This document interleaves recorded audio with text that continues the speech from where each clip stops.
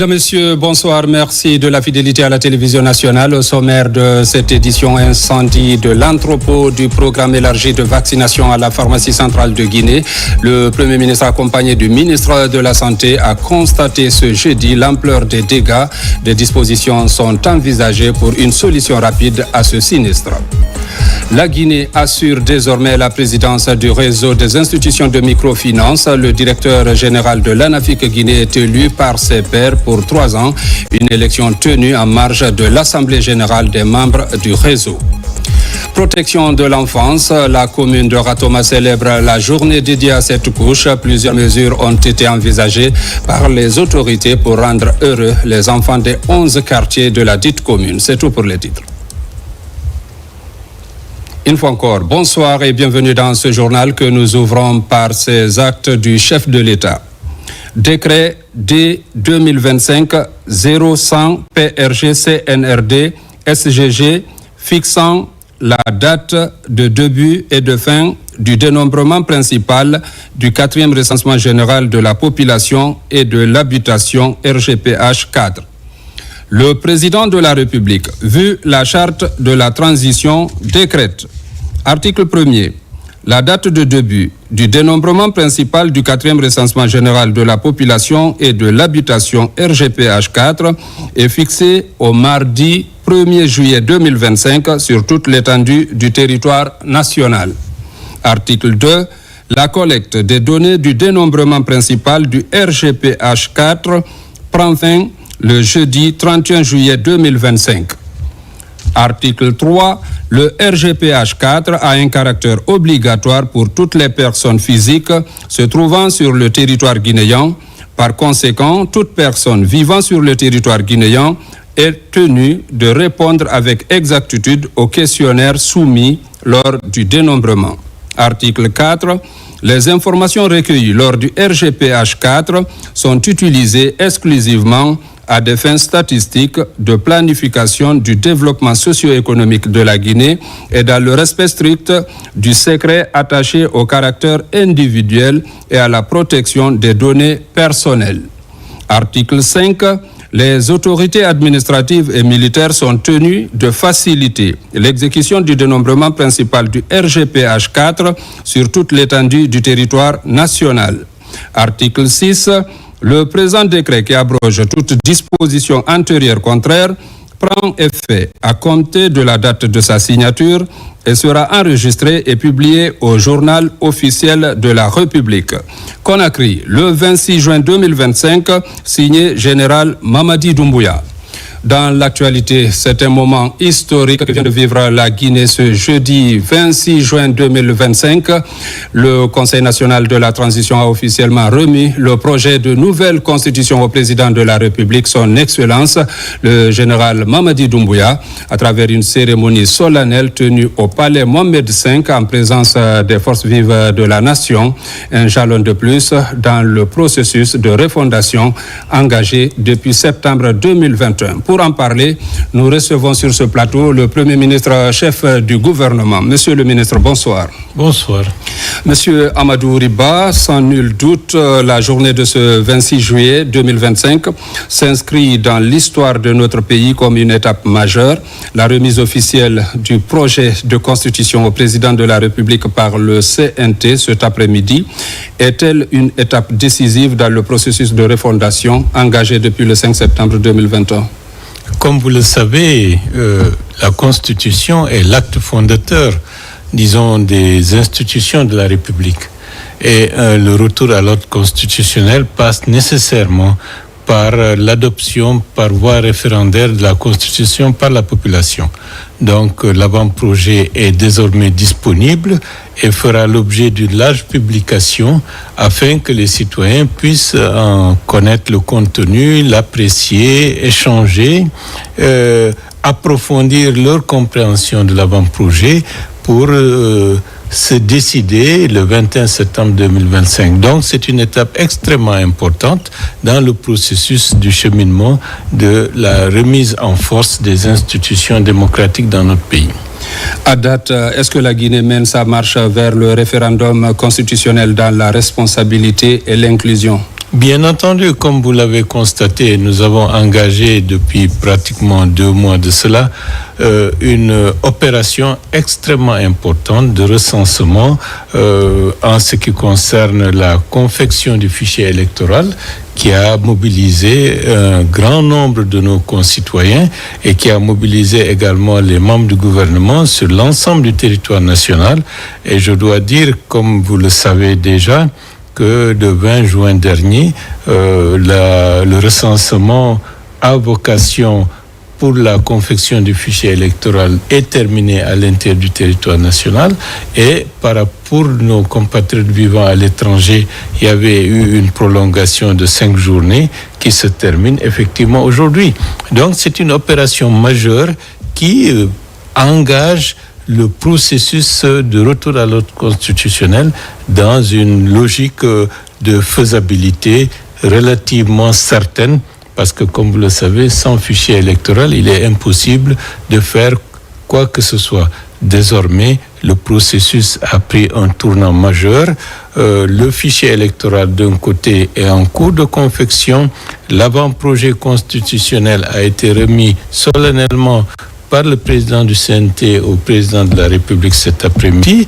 Et à partir de ce moment-là, on se projette dans une dimension qui permettra très rapidement d'engager les consultations les plus vastes pour que le 21 septembre 2025, le peuple de Guinée puisse se prononcer en toute souveraineté sur, disons, les textes fondateurs de la République de Guinée. Vous êtes Premier ministre. Le gouvernement assure la mise en œuvre de la politique de l'État définie par le président de la République.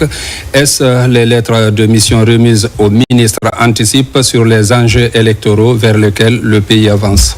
Vous savez, les lettres de mission, bien entendu, prennent en compte pour chaque ministère son rôle et ses attributions dans l'année 2025. Il va de soi que pour le ministère de l'administration du territoire, les axes majeurs de son action concernent pratiquement les processus électoraux, le processus, disons, de recensement, pour que nous puissions, à date, convoquer les électeurs pour qu'ils se prononcent par rapport aux choix qui leur sont proposés. Donc, par rapport au ministre de l'administration du territoire, c'est sa vocation principale pour l'année 2025, mais pour les autres ministères, il va de soi que la vie continue. Le pays ne s'arrête pas, le pays est engagé dans un processus de transformation majeur et chacun, en ce qui le concerne, a des lettres de mission spécifiques. Et ce n'est pas parce que nous allons vers un processus électoral, un processus référendaire, que pour autant que les autres aspects de la vie économique, la vie sociale, culturelle ne seront pas pris en compte. La remise solennelle du projet de constitution est faite à un moment où les avocats ont, au nom de la défense de l'état de droit, annoncé le boycott des audiences au niveau des cours et tribunaux et menacé de se retirer des institutions à la suite des faits de violence sur un de leurs.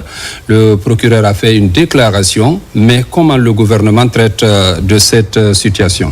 Je dois dire que le gouvernement, l'ensemble des responsables, aussi bien le président de la République que l'ensemble des membres du gouvernement, sont profondément attristés et condamnent avec fermeté les actes de violence qui ont été portés sur la personne de Maître Mohamed Traoré.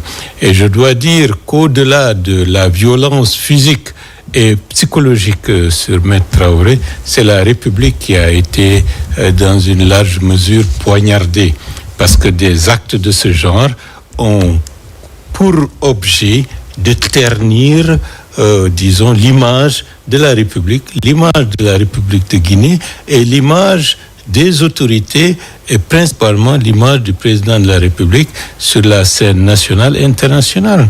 Donc, de ce point de vue, il faut que les choses soient très claires. Nous sommes affectés aussi bien que Maître Traoré par rapport aux épreuves qu'il a dû subir. Et le gouvernement est davantage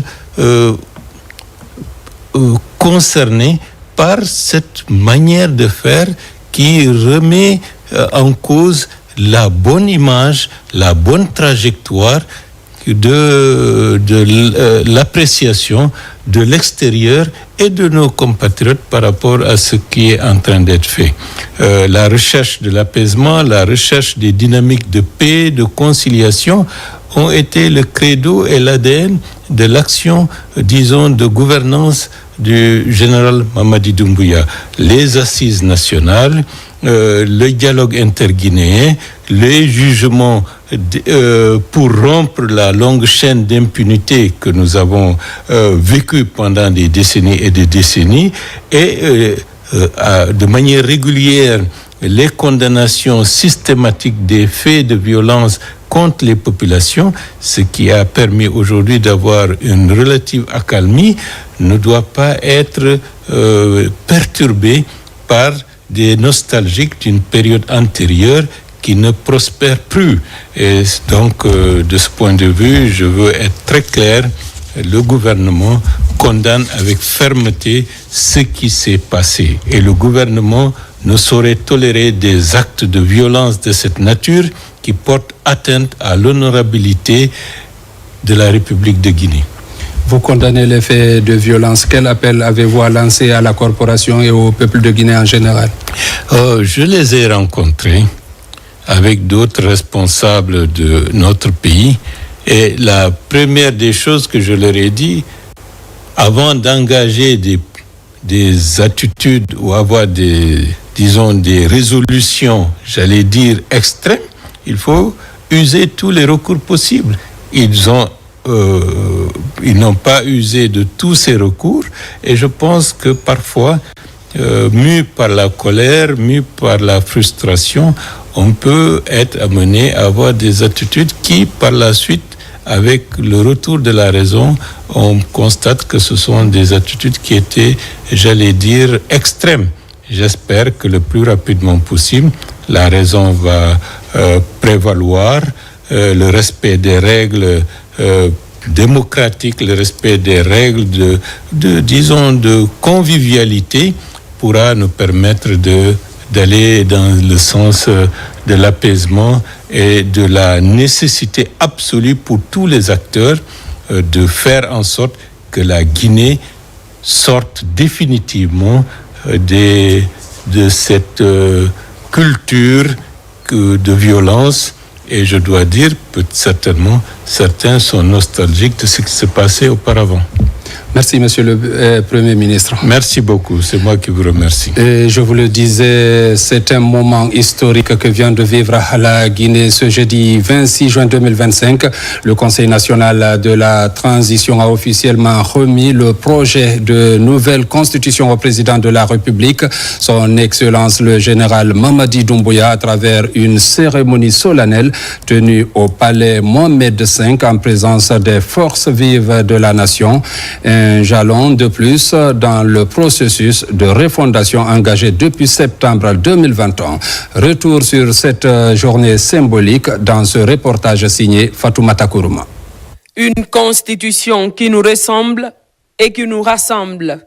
C'est sous ce slogan fort de symbole que s'est tenue ce jeudi 26 juin 2025 la cérémonie historique de remise solennelle du projet de nouvelle constitution au président de la République, son Excellence le général Mamadi Doumbouya, par le Conseil national de la transition CNT.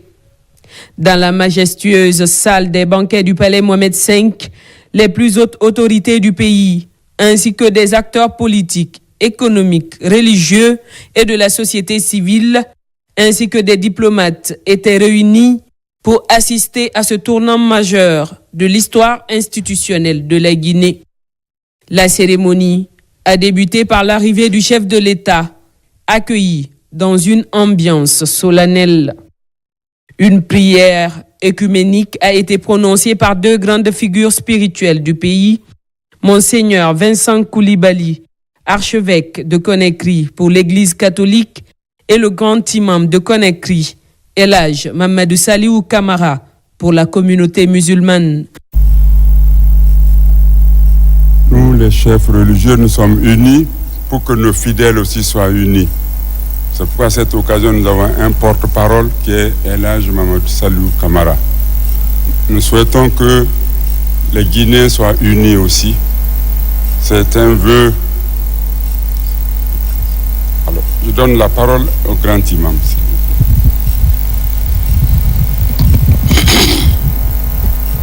Bismillah ar-Rahman ar-Rahim, alhamdulillah, wa salatu wa salam ala rasulillah.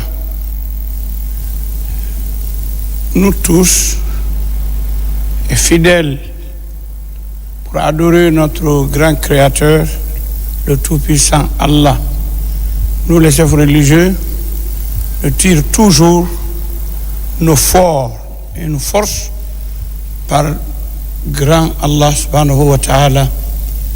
Je le prie ici, le miséricordieux, très miséricordieux, pour qu'il accorde sa grâce et sa bénédiction sur notre terre bénie, la Guinée, sur nos dirigeants, sur le peuple loin de la Guinée, et que la Guinée soit vue dans la paix, dans l'unité, dans le développement qu'on attend aujourd'hui pour notre pays. Je remercie Allah. Allahumma salli ala sallam. Dans son allocution, le président du CNT, Dr Dansa Kourouma, a rappelé la portée historique de cet acte. Il a souligné qu'au terme d'un long processus inclusif, la Guinée s'est dotée d'un projet de constitution à la hauteur de ses attentes, de ses valeurs et de ses ambitions. Il a salué l'esprit d'ouverture, la participation citoyenne et l'inclusivité qui ont guidé chaque étape du processus. Aujourd'hui, par la volonté d'un peuple, l'engagement d'un leadership éclairé et la rigueur d'un travail collectif, la République de Guinée se dote d'un projet de constitution à la hauteur de ses ambitions, fidèle à son identité et résolument tournée vers l'avenir. Toute œuvre constitutionnelle est un pari sur le futur. C'est à la loi fondamentale qu'il revient d'organiser cette liberté, de l'enraciner dans l'ordre, de la protéger contre l'arbitraire et de la projeter vers le bien commun. Le président du CNT est revenu sur les grandes étapes ayant jalonné l'élaboration de cette loi fondamentale. Les assises nationales, le symposium sur le constitutionnalisme, les contributions des forces vives jusqu'à la finalisation du texte par les experts constitutionnalistes. Il a également rendu hommage au chef de l'État pour sa neutralité, son sens de l'État et sa grandeur d'esprit, soulignant qu'il n'a jamais interféré dans le contenu du texte, garantissant ainsi sa légitimité et son objectivité. Dès les premières heures, vous avez affirmé, Excellence, Monsieur le Président de la République, votre vision d'un processus républicain fondé sur un certain nombre de piliers, parmi lesquels la participation, l'inclusion, la refondation, la rectification institutionnelle, la vérité et la transparence. C'est sur ces fondations que le Conseil national de la transition s'est appuyé pour entreprendre cette mission d'élaboration d'une nouvelle constitution. Ainsi, dès sa mise en place le 5 février 2022, plutôt que d'écrire dans l'abstraction, nous avons fait le choix d'écouter. Écouter les voix, les douleurs, les attentes, les rêves. Écouter, non depuis les hauteurs, mais au cœur même des préfectures, des quartiers, des cases, des marchés, des lieux de culte. Ce vaste exercice de consultation populaire conduit entre février et mars 2022 a permis de capter la parole vivante de la nation dans toute sa diversité. Les conclusions tirées de cette tournée ont été consignées dans un rapport circonstancié remis à votre autorité le 25 avril 2022. D'autres moments ont enrichi cette dynamique, les assises nationales qui ont permis aux victimes de l'histoire de poser leurs douleurs sur la table républicaine. Le cadre de dialogue inclusif convoqué à votre initiative qui a donné à chaque sensibilité politique, sociale et institutionnelle la possibilité de contribuer à l'avenir collectif. Le symposium sur le constitutionnalisme qui a permis de porter un regard d'experts sur nos réalités locales avec les meilleures expériences africaines et mondiales. Le débat d'orientation constitutionnelle, ce vaste parlement de la conscience nationale qui a permis de recueillir les pensées structurées de nos élites et de nos organisations. À l'issue de ces étapes, une commission ad hoc a été constituée pour donner forme par le droit à cette manière vivante. Son travail conduit avec méthode, rigueur et humilité a permis la rédaction d'un avant-projet original, enraciné dans notre réalité. L'examen et la validation des amendements apportés à l'avant-projet de nouvelle constitution ont eu lieu au cours d'une plénière extraordinaire à huis clos tenue le mercredi 9 avril 2025, à l'issue de laquelle les conseillers nationaux ont adopté à l'unanimité le projet de nouvelle constitution. Ce processus n'aurait pu être mené avec sérénité sans votre présence constante, votre autorité calme, votre respect des institutions. Vous avez su conjuguer exigence et ouverture, fermeté et écoute. Oui, Excellence, vous avez porté cette refondation avec constance et discernement. Vous l'avez accompagné avec une hauteur de vue rare. Vous l'avez protégé sans jamais l'orienter. Vous l'avez soutenu sans jamais vous y immixer. Le Conseil national de la transition a travaillé en toute indépendance et c'est précisément cette liberté d'action garantie par votre autorité morale qui a permis la production d'un texte fondamental équilibré. Dr Dansa Kourouma a ainsi remis solennellement le document de la nouvelle constitution au président Mamadi Doumbouya dans une poignée de main ferme et historique. Monsieur le Président de la République, chef suprême des forces armées, mon général, veuillez recevoir ce projet de constitution de la République de Guinée. Ce texte est le fruit du choix réfléchi et consensuel d'un peuple rassemblé, d'un leadership éclairé et d'un dialogue constant entre les institutions, entre les filles et les fils de notre pays. La cérémonie s'est clôturée par une photo de famille symbolique avec tous les acteurs présents, immortalisant l'unité nationale autour de ce projet fondateur. La Guinée entre dans une nouvelle ère, celle d'un contrat social renouvelé, écrit par le peuple, pour le peuple. Dans l'actualité encore, cet incendie qui a ravagé récemment l'entrepôt du programme élargi de vaccination situé dans l'enceinte de la pharmacie centrale de Guinée. Ce jeudi, le Premier ministre Amadou Riba, en compagnie du ministre de la Santé et de l'Hygiène publique, s'est rendu sur les lieux du sinistre, un déplacement pour constater l'ampleur des pertes et envisager des solutions rapides. Reportage Ousmane Bangoura. L'incendie survenu dans la nuit du vendredi à samedi a réduit en poussière des stocks importants de vaccins et de matériel médico-stratégique. Ici, dans l'enceinte de la pharmacie centrale de Guinée, précisément au niveau de l'entrepôt du programme élargi de vaccination PEV. Face à cette situation préoccupante, le Premier ministre Amadou Riba est venu s'imprégner de l'étendue des dégâts et des premières évaluations faites par les équipes en compagnie du ministre de la Santé et de l'Hygiène publique. C'est vrai que c'est un coup extrêmement dur, puisque, comme vous le savez, tout le stock de vaccins qui était là, en termes de coûts, ce sont des millions de dollars américains. Ce qui est encore beaucoup plus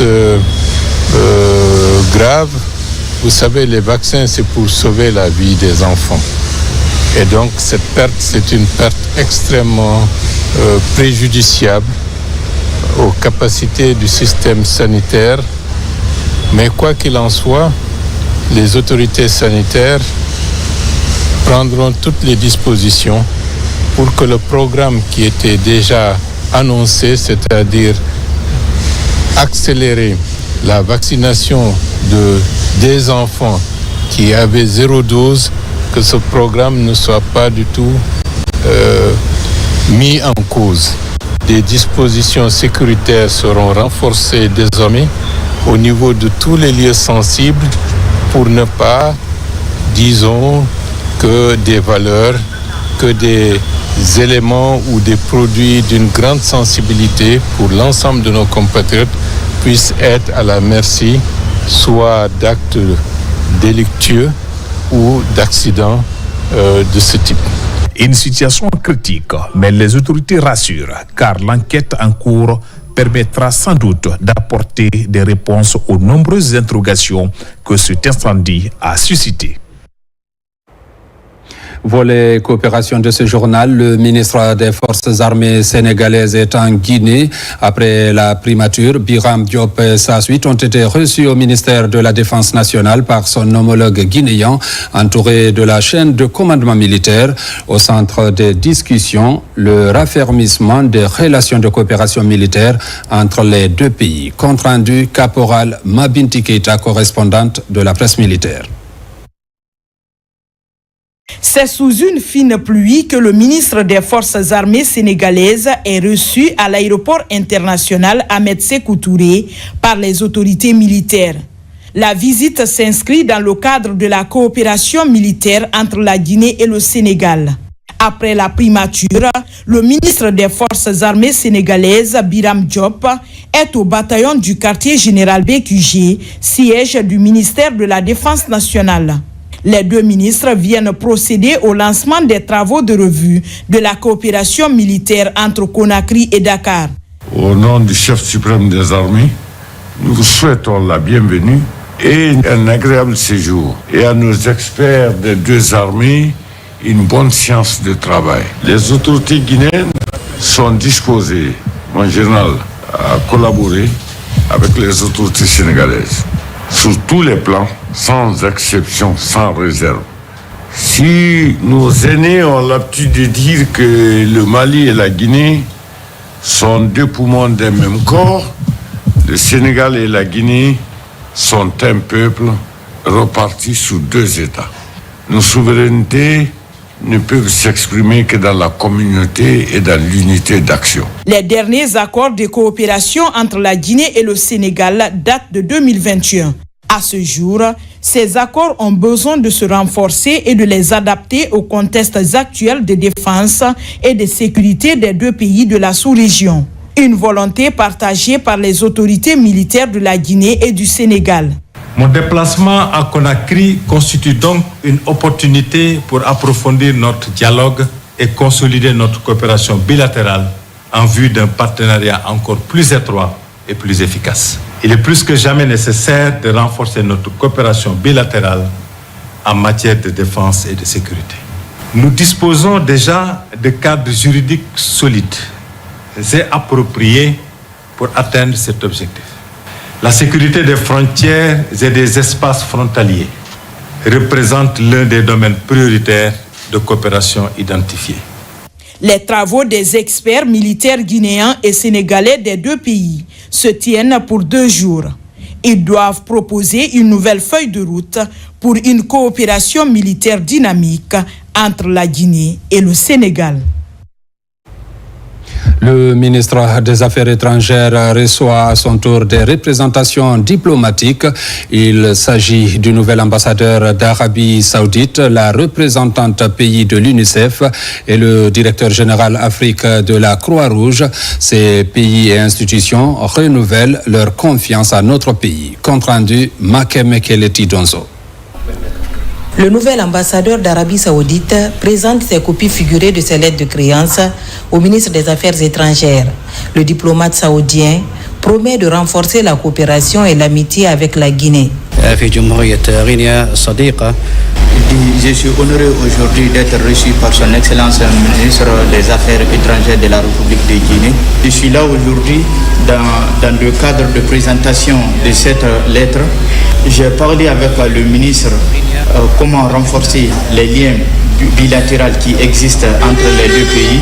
Je ferai mon mieux pour consolider la relation qui existe entre les deux pays. Sur le plan institutionnel, le Fonds des Nations Unies pour l'enfance, UNICEF, change aussi de patron.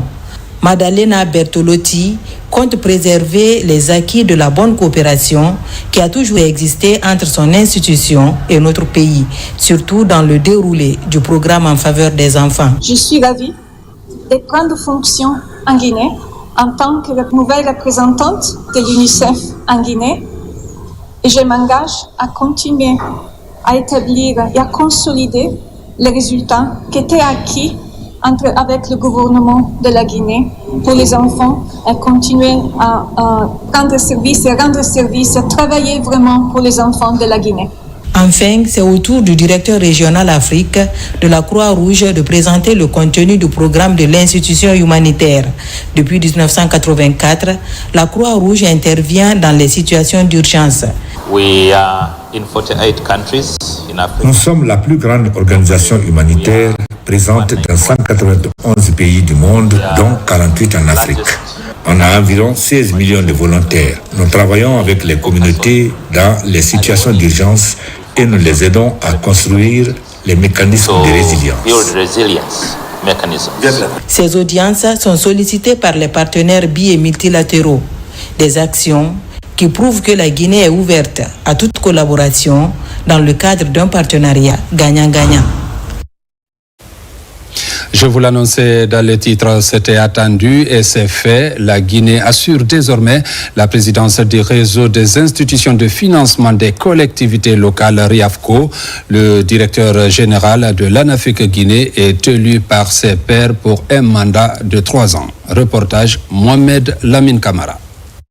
Au compte de cette dernière journée du colloque international sur le financement des collectivités locales par les ressources minières, les délégués des 14 pays africains, membres du réseau des institutions africaines de financement des collectivités RIAFCO, se sont appropriés à travers des panels des outils nécessaires de financement des communes. Au cours de ce conclave, les discussions ont permis également d'adopter les documents de gouvernance du réseau, notamment le rapport d'audit, le budget 2025, ainsi que la révision des statuts avec à la clé l'élection de la Guinée à travers l'ANAFIC à la tête du réseau pour un mandat de 3 ans.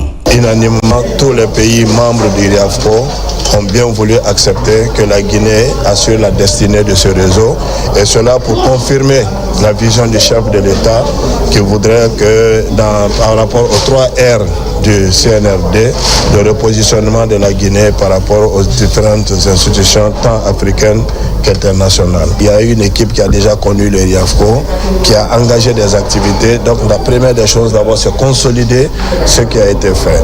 Et la seconde des choses sur laquelle nous pouvons travailler, c'est d'amener d'autres pays à nous rejoindre au sein de ce réseau. Nous saluons l'élection du directeur général de l'ANAFIC à la tête du réseau des institutions de financement, des institutions africaines de financement des collectivités, le RIAFCO. Nous pensons qu'il pourra porter valablement ce réseau pour qu'il soit un réseau rayonnant. À ce colloque international de Conakry, l'occasion est mise à profit par l'Agence du développement local du Sénégal pour annoncer officiellement son adhésion au réseau à travers cette signature de convention. Je ressens un profond sentiment de fierté et de gratitude à l'endroit des 14 pays africains frères ici représentés pour leur présence, leur engagement et la qualité de leur contribution qui ont fait de ce colloque un véritable cadre d'intelligence collective et de solidarité entre les institutions africaines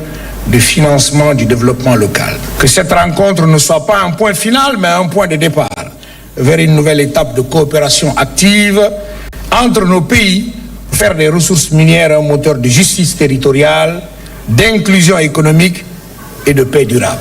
À travers des groupes de travail des différents acteurs, des recommandations liées au mode de financement des collectivités, le renforcement de la communication sont faites à l'endroit des autorités des pays membres du réseau, des partenaires ainsi que des institutions de financement des collectivités territoriales.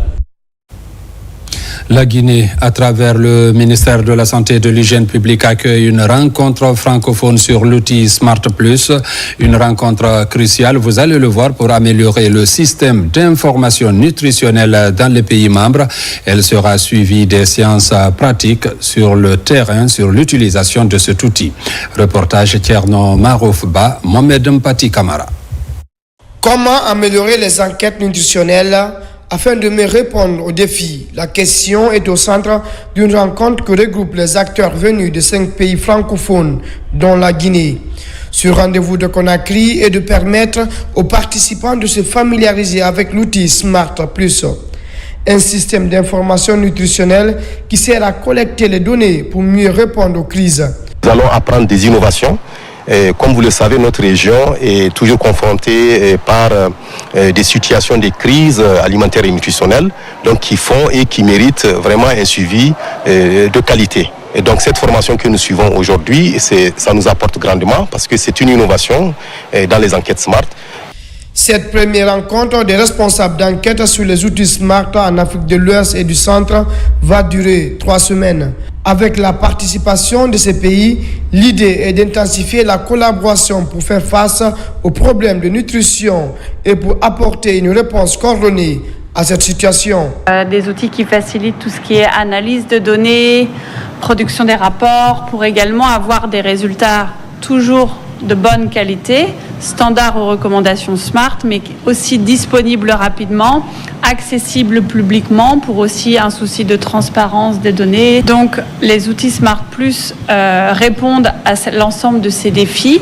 Pour nous, c'est une opportunité parce que ça nous permet au cours de cette formation de former une masse critique de personnes ressources capables de réaliser cette enquête au niveau de notre pays sans la participation, sans qu'on ait besoin de faire venir un consultant d'un autre pays. Au terme de cette rencontre, l'outil Smart Plus sera mis en application pour une enquête nutritionnelle à Koya. Une enquête qui sera réalisée par ses responsables d'enquête supervisés par les experts. Prévention des risques professionnels, la Guinée marque des points en matière de promotion de la sécurité au travail. 20 formateurs de HSEC Training, partenaires du ministère du Travail et de la Fonction publique, viennent de bénéficier de l'accréditation de l'Académie OSHA, une structure internationale basée en Angleterre. Reportage Mamadi Terna Kamisoko. En matière de respect des normes de travail et de prévention des risques professionnels, la reconnaissance internationale constitue un enjeu majeur. C'est ce que vient d'obtenir HSEC Training, partenaire de l'Institut national de formation et de perfectionnement INFP. 20 membres de son personnel bénéficient d'une accréditation OSHA Academy, une structure internationale spécialisée dans la formation en santé et sécurité au travail. Ces professionnels formeront désormais un pool d'ambassadeurs chargés de soutenir la formation des agents publics et privés en Guinée dans ce domaine crucial. Aujourd'hui, la Guinée est comme un hub minier et pour pouvoir faire face à toutes ces activités à haut risque, il est donc question qu'on puisse avoir des gens bien formés. Pour pouvoir avoir des gens bien formés, on a besoin donc des formateurs bien formés qui ont une reconnaissance au niveau international telle que celle de OSHA Academy. Et cette accréditation aussi va renforcer nos formations que nous sommes en train de déployer avec eux depuis 2019 en collaboration avec Kawa Guinée dans le cadre de la santé et sécurité. Basée en Angleterre, OSHA Academy jouit d'une renommée mondiale. L'obtention de ces certifications par des professionnels guinéens marque une étape significative dans le renforcement de capacités nationales en matière de gestion des risques professionnels et de promotion de la sécurité au travail. Nous avons eu l'opportunité de suivre cette certification à l'international, qui a été d'ailleurs une formation très intense qui nous a permis de découvrir de nouvelles choses et d'aller au-delà de nos limites. Un sentiment de joie et de réconfort d'être certifié par un cabinet international, en l'occurrence OSHA. Une certification que j'ai cherchée il y a des années. Et aujourd'hui, j'ai la chance d'avoir ce certificat-là, de travailler, de former des gens. Acteur engagé depuis plusieurs années dans ce secteur encore peu exploré en Guinée, HSEC a su, grâce à sa collaboration étroite avec le ministère du Travail et de la Fonction publique, placer les enjeux de santé et sécurité au travail au cœur des priorités nationales. À présent, ce communiqué de la autorité de la communication. La haute autorité de la communication HAC constate avec regret la présence d'un grand nombre de prétendus médias lors des manifestations publiques à Conakry et à l'intérieur du pays. La Haute Autorité de la Communication tient à rappeler que seuls les médias régulièrement installés, les journalistes et techniciens détenteurs de la carte d'identité professionnelle ont le droit d'accès à toutes les sources d'informations disponibles conformément à l'article 18 de la loi organique numéro 2020-0010 AN de juillet 2020 portant attribution, composition, organisation et fonctionnement de la Haute Autorité de la Communication de la République de Guinée. La HAC met en garde toutes les personnes qui violeraient cette mesure légale. À partir du 1er juillet 2025, la Haute Autorité de la Communication invite tous les organisateurs de manifestations publiques à exiger cette carte de presse professionnelle pour la zone de Conakry. Cette mesure entrera en vigueur pour l'intérieur du pays à compter du 25 juillet 2025. Par conséquent, la HAC invite les gouverneurs, préfets, maires, les autorités civiles et militaires et tous les usagers de la communication, organisateurs de manifestations publiques, de respecter de façon stricte le contenu du présent communiqué. Par ailleurs, la HAC rappelle que la délivrance de la carte de presse professionnelle se poursuit à son siège à Kaloum gratuitement. En agissant ainsi, nous contribuerons tous à l'assainissement du secteur des médias tant souhaité. La HAC sait compter sur la bonne compréhension de tous et de chacun. Conakry, le 26 juin 2025, pour la Haute Autorité de la Communication, le président Boubacar Yassine Diallo. Parlons du PN-RAVEC à Kuala Lumpur, la capitale malaisienne. Le recensement des Guinéens s'est passé dans de meilleures conditions pour nos compatriotes. La concrétisation des opérations d'enrôlement dans leur pays de résidence a été un ouf de soulagement. Le film du lancement avec Makeme Donzo. En Malaisie, le recensement se passe dans de meilleures conditions. Une grande salle est mise à disposition par l'ambassade de Guinée pour recevoir les compatriotes. Pas de retard dans les opérations car chacun fait son travail. Parmi les 6 kits affectés à ce pays, 5 sont opérationnels et 1 sert de réserve. C'est pour répondre à l'appel de notre ambassade à Kuala Lumpur pour pouvoir recenser comme tout citoyen, tout en croyant que la citoyenneté est un devoir, il est social, ce devoir, il est moral, pour assurer que je m'appartiens à ce pays qui m'a vu naître. Grâce au recensement, ça vous permet d'être dans les bases de données du gouvernement guinéen, ce qui fait qu'en cas de problème ou en cas d'urgence ou quelle que soit la situation, le gouvernement pourra vous venir en aide. La juridiction diplomatique de Guinée en Malaisie mesure l'importance de cette volonté politique des autorités qui s'inscrit dans le cadre de la consolidation et modernisation du système d'état civil. Nous invitons tous les compatriotes, où qu'ils soient, de se rendre à l'ambassade de Guinée et nous allons déployer aussi des kits dans certaines villes afin de faciliter ce processus à ceux qui ont des difficultés de se déplacer pour se rendre à l'ambassade. Toutes les dispositions ont été prises à l'ambassade pour se rassurer du bon déroulement de ce processus. Cet enrôlement est le seul moyen d'établir une base de données fiable pour la constitution du fichier électoral et favoriser un développement durable et inclusif. Le 4e recensement général de la population et de l'habitation RGPH 4, une priorité de l'État guinéen. À Farana, plus de 200 agents recenseurs sont à l'école des stratégies de collecte des données sur le terrain, un recensement qui se fera par le biais de la technologie. Reportage Ibrahima Oulem Fofana. À l'école primaire Salilay Samoura, ils sont plus de 200 agents recenseurs qui apprennent les techniques de dénombrement des Guinéens et de l'habitat au compte du recensement général de la population et de l'habitat RGPH 4. Durant 14 jours de formation, ils ont appris le fonctionnement des tablettes qui vont désormais rendre la tâche aisée pendant les activités du recensement. Nous invitons la population à vraiment coopérer avec ces agents recenseurs. Je sais qu'ils vont dire que nous on est recensés, mais il faut savoir que le PNR avec est différent du recensement général de la population. Donc le recensement général de la population permet de compter toute la population et ça sera le porte-à-porte. Nous sommes là non seulement pour outiller, former ces participants-là afin qu'ils soient aptes à pouvoir collecter les données pendant le recensement sur le terrain. Dans la région de Farana, ils sont plus de 200 agents recenseurs présélectionnés. Ce renforcement de capacité a démarré depuis début juin pour comprendre les techniques de dénombrement par le biais de la tablette. Une activité coordonnée par le ministère du Plan et de la Coopération internationale. Nous savons que le développement ne peut pas aller sans les statistiques. Et pour des bonnes statistiques, il faut ce travail au préalable.